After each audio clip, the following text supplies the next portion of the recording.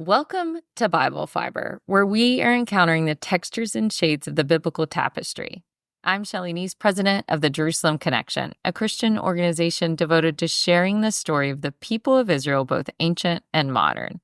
This week, we have a special guest from Israel, Gidon Ariel.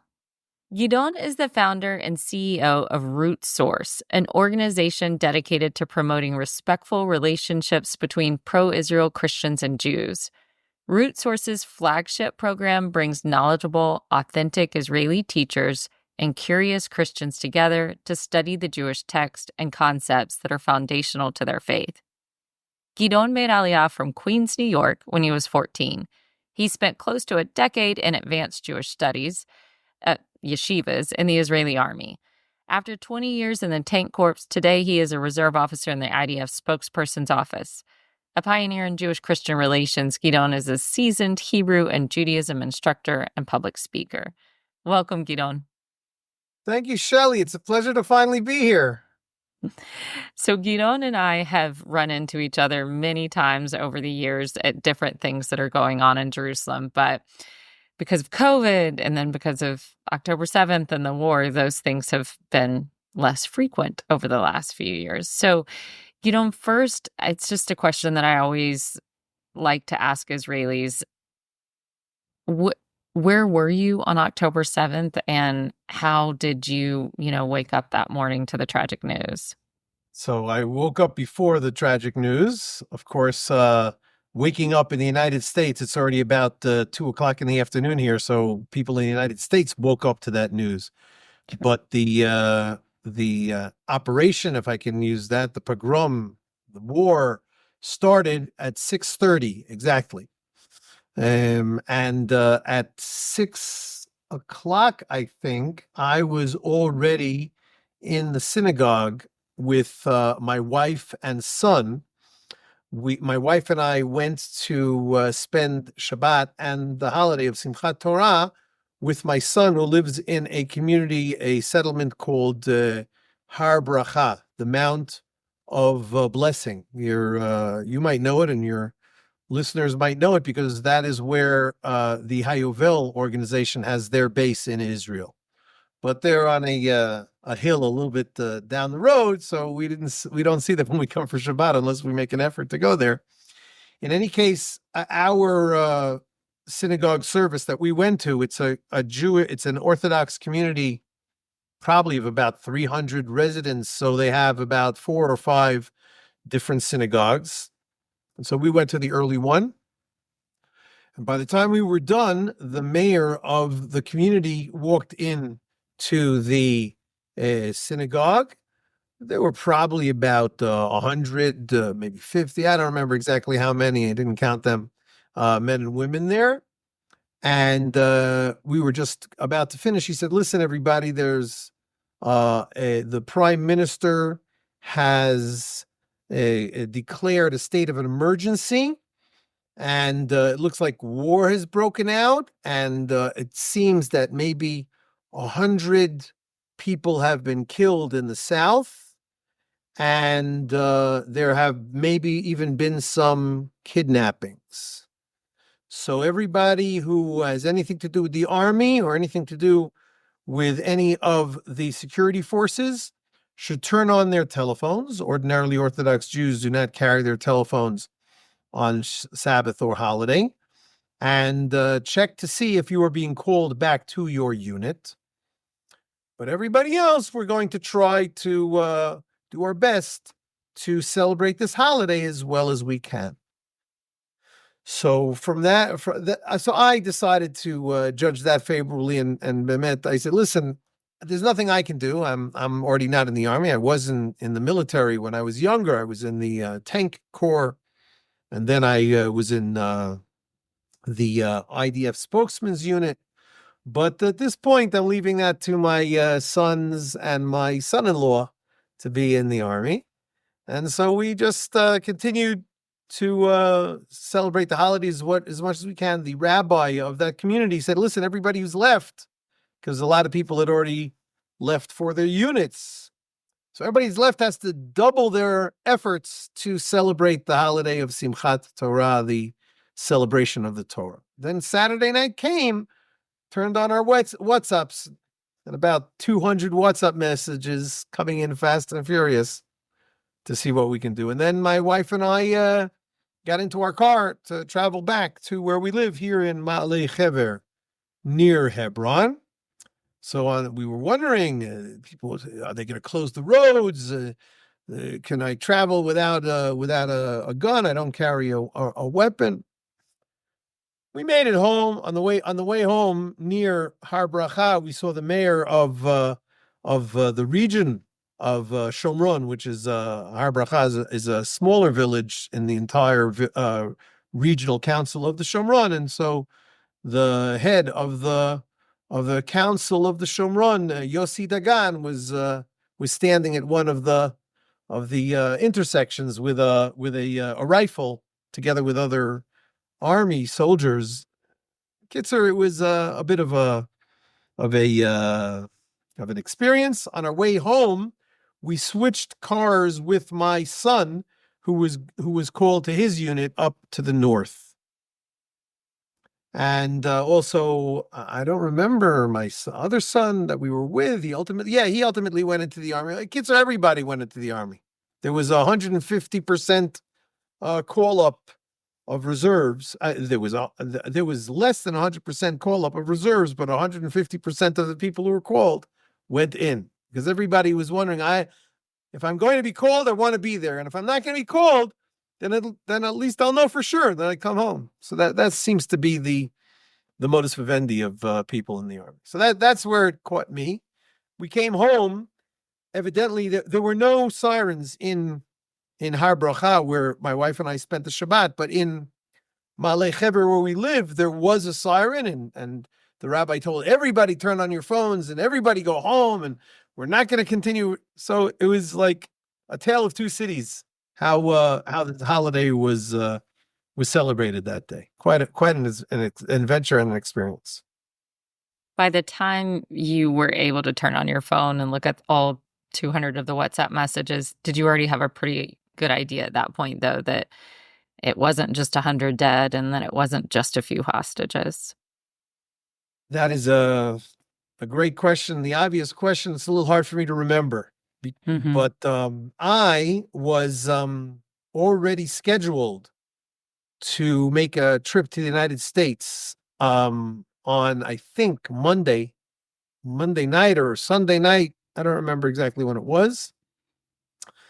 And by that time, we already knew what was going on. Again, we were still trying to figure everything out, and it took days and even weeks for everybody to be accounted for. And tragically, some of the bodies that were found were unidentifiable because they were burned. It's hard to even say. So, and again, I assume that many of your listeners have overcome the difficulty in accessing some of the information that has come out since October 7th. But it was very tragic. One thing that I will say, months afterwards, I don't remember when it was, two residents in our community in Ma'aleh Hever, we have about 100 families here. So two of our neighbors are officers in the rabbinate, the military rabbinate. I always forget the word. What do you call a rabbi or a priest who's in the army? A chaplain? Chaplains, exactly. So they're chaplains. Actually, one who is a closer friend of mine, he is the chief rabbi of the Israeli military yeshiva. He's in charge of teaching soldiers who are studying to be rabbi, I don't know exactly what, and writing the rabbinic halachic answers to anybody who asks questions. He's like the second in command of the chief rabbi of the rabbinate. My other friend, who's actually next door neighbors of mine, he is an older fellow who is, I don't know what it's called. He's a 3-star general, or 3 falafel general, as we call them here in Israel.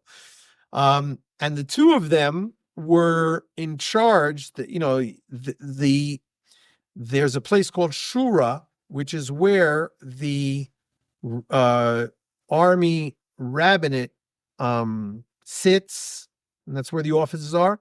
But that's also where they brought the bodies to try to identify them. And so both of them were doing this for like 3 weeks on end without stopping. It was absolutely crazy. And I think 2 nights. One night, the first rabbi that I talked about told a little bit of his experience. It was shocking.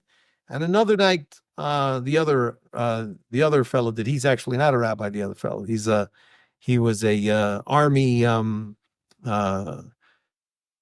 whatever general, partial general, whatever you call it. Anyway, so it's a small country here, and we hear what's going on if we want. What can I say? Right. Can you tell our listeners, so Root Source, what exactly is Root Source and how did it start?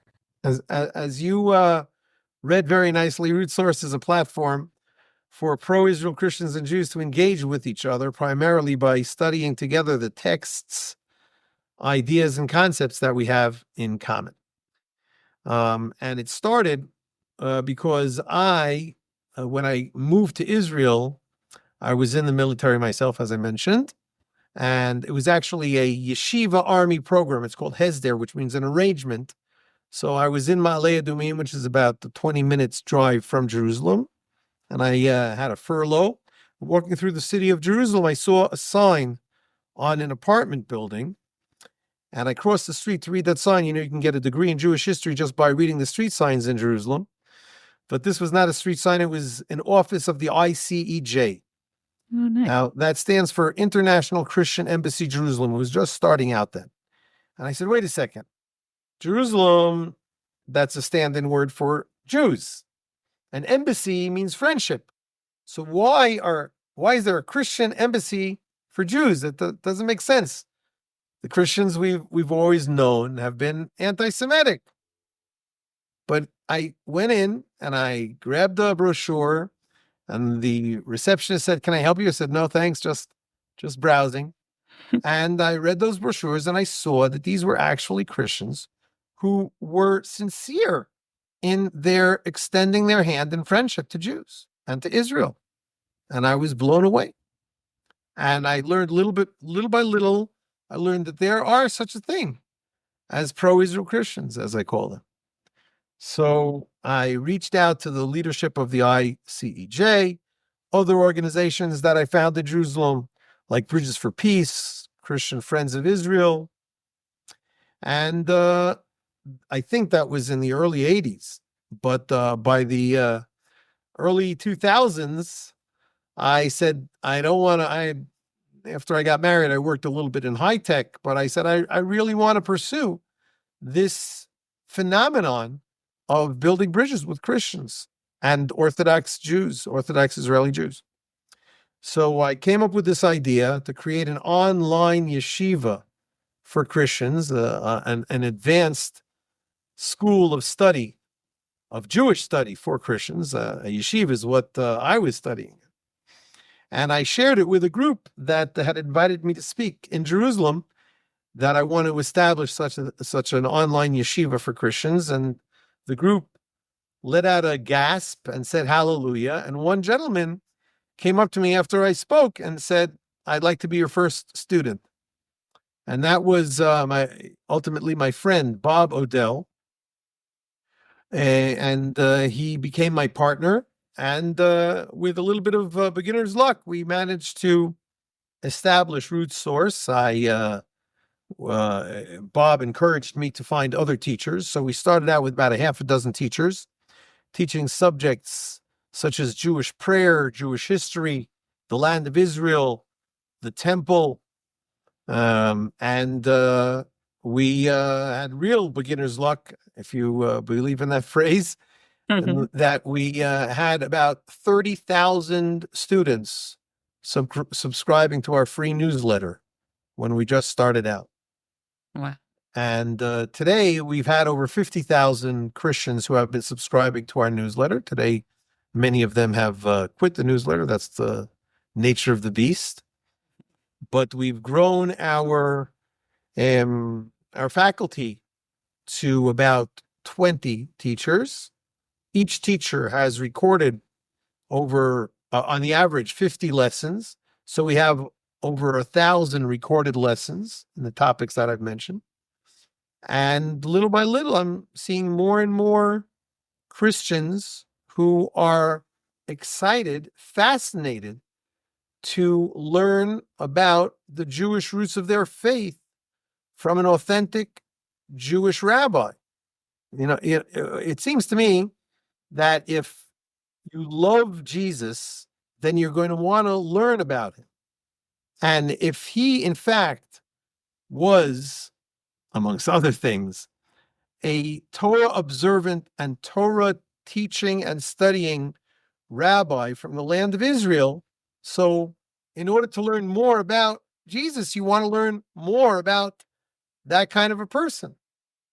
So that is what Root Source is. We give people an opportunity to learn about Jesus by learning about his brethren, his cousins, his great-great-great-grandnephew, if you will. Just out of curiosity of taking like a survey of the Christian landscape, where do you see most of your students coming from? Like what part of the country? I mean, I'm imagining America is a pretty large source of your student body.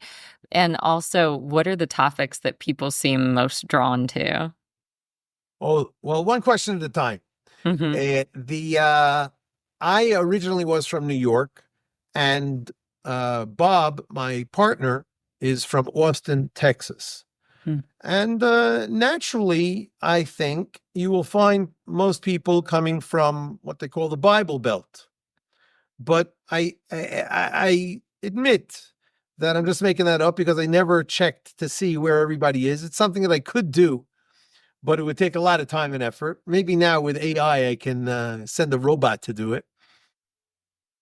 But we have listeners and followers, subscribers from all over the world. We have a lot of people from the Philippines. We have people from Germany, and I'm talking about people who raise their hands and say, "Gidon, yes, I'd like to engage with you, just not one way, and you don't see me at all." And that is really what I'm spending a lot of my time doing, something like I'm doing right now, reaching out, inviting my subscribers to engage with me. If anybody sends me an email, then I will reach out to them and say, "Hey, let's have a Zoom call together." And I've established some very good friendships just by doing that. So that is where people are coming from. And the other question that you asked, what are people's favorite teachings, I think? Mm-hmm. I tell my teachers, teach what you like to teach. And some of my teachers say, "How do I teach a Christian?" So I said, it's really not a problem, because the idea of teaching Jews with very little Jewish background is something that is well known, and most of my teachers have experience teaching Jewish people without a strong Jewish background. And so the jump from Jews without a strong Jewish background to Christians without a strong Jewish background is not far. My students are usually respectful to a fault. In other words, they're embarrassed and bashful to ask questions. And I always like to quote the rabbinic source of the Ethics of the Fathers, one of the Mishnayot, one of the passages from that very important work. We're talking about from the time of Jesus, about 2,000 years ago. It was written down. Ein habaishan lamed velo hakabdan melamed. A teacher who is very strict cannot really teach, but a student who is bashful cannot really learn. So that is what I try to imbue my students with. And thank God I'm pretty busy with answering emails. Again, I have thousands of students, and over the years, maybe hundreds, and I think that is even an exaggeration, probably dozens of students who have actually reached out to me. So I'm going to take this halftime break to do a little commercial and suggest to your students that they reach out to me through RootSource, Gidon Ariel at RootSource. Just best thing to do is Google it. That way you'll find the link best. It's www.root-source.com. Root like a tree, source like water. And reach out to me, and I'll be very, very delighted to respond to you. So And what people really it's like to learn. important to stress too, these classes are free, aren't they? Yes. The classes are free. We are a nonprofit organization.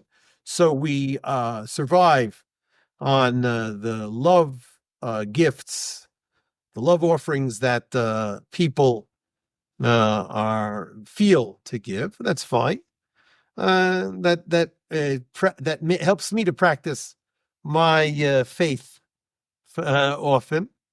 But as it is said, I already don't remember if it's a Jewish source or a Christian source. If you've received freely, so freely you shall give. And I really want at this point to be as much as I can to give people who want to learn the Torah that I can offer, I and my fellow teachers.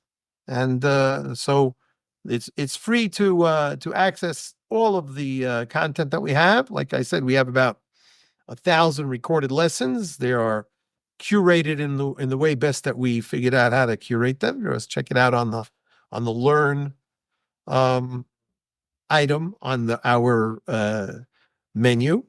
And there's also over 1,000 recorded, written and recorded blog posts. So if you just look for a topic that you're interested in, maybe we'll have written something. And if not, then shoot me an email and I'll record something about it. Right. It's an ever-evolving library.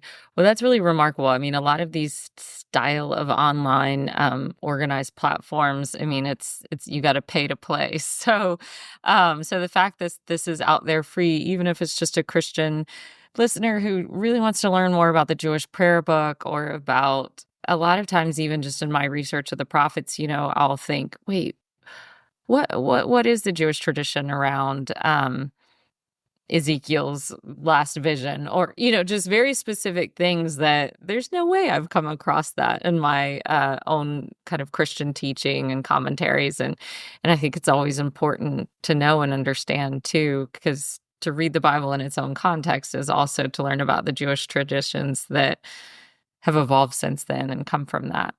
Well, so people should just go to the website, sign up for the newsletter, and whatever particular topic really interests them, to start there, right? That's right. And our newsletter is a weekly newsletter that provides 2 or 3 sample lessons every week, something different. Oh, okay, perfect. That's sometimes when it is just thousands of videos and articles, it is nice to just take one bite at a time through newsletters. That's what I do that with other websites as well. Well, thank you so much for being on the show, Gidon. Hopefully I can get to Israel this summer. Hopefully El Al is not the only airline flying there anymore. I had a friend that just recently got stuck in Rome on a flight over to Israel. Wow. So I know things have been tricky, but I hope you know too that Christians are praying for Israel, that we don't equivocate what Hamas and Hezbollah did and what they continue to do with Israel's right to defend itself. There's not a country in this world that wouldn't be hunting Hamas down to the ends of the earth.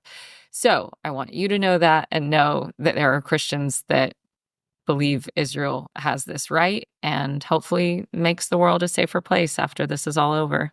Amen. I definitely think so. And of course, Shelley, there's no question about your bona fides. Don't worry about that. Not too many people have the Jerusalem Report as a connection as their middle name, I would like to say, though, that the very concept of Israel does have a right to defend itself.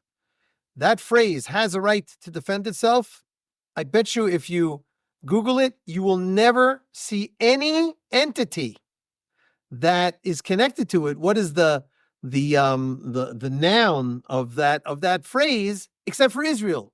Only Israel ever has or doesn't have the right to defend itself, as if that's the only entity in world history that you could maybe think that we don't have a right to accept. So that is really something that we really have to discuss it. We don't discuss Madagascar's right to defend itself. Every single country, every single human being, every single animal has the right to defend themselves. And here we are. It's a phrase that rolls off of everybody's tongue that Israel has a right to defend itself. All those people who think that they don't have right, well, we think that they do. In other words, it's a question open to debate. Mm-hmm. Phenomenal, just unbelievable. It is.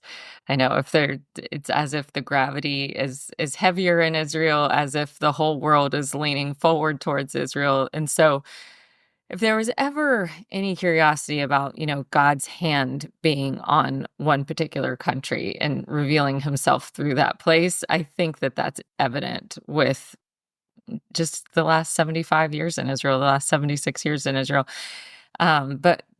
But hopefully people are paying attention in the right way, paying attention, listening to what God's doing and his protection of the Jewish people. But that's why we pray too. I'm sure that your listeners are.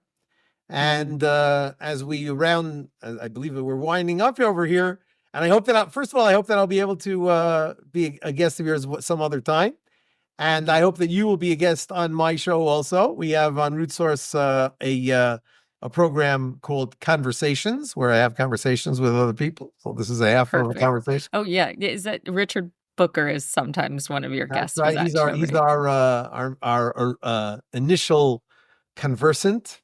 Mm-hmm. But I again want to strongly encourage all of your listeners to go to our website, find something there that you like. And if you are, in fact, a bold Christian, and I hope that all of your Christian listeners consider themselves bold, then reach out to me and we'll become friends.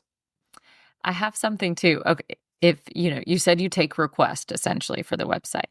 I have heard different, I was looking for a prayer, like a Jewish prayer that's commonly said for the hostages. And I've heard that there's a few, or that there's different ones available that have been adapted for this situation based off of Jews being kidnapped, in the Middle Ages, and those being adapted to this.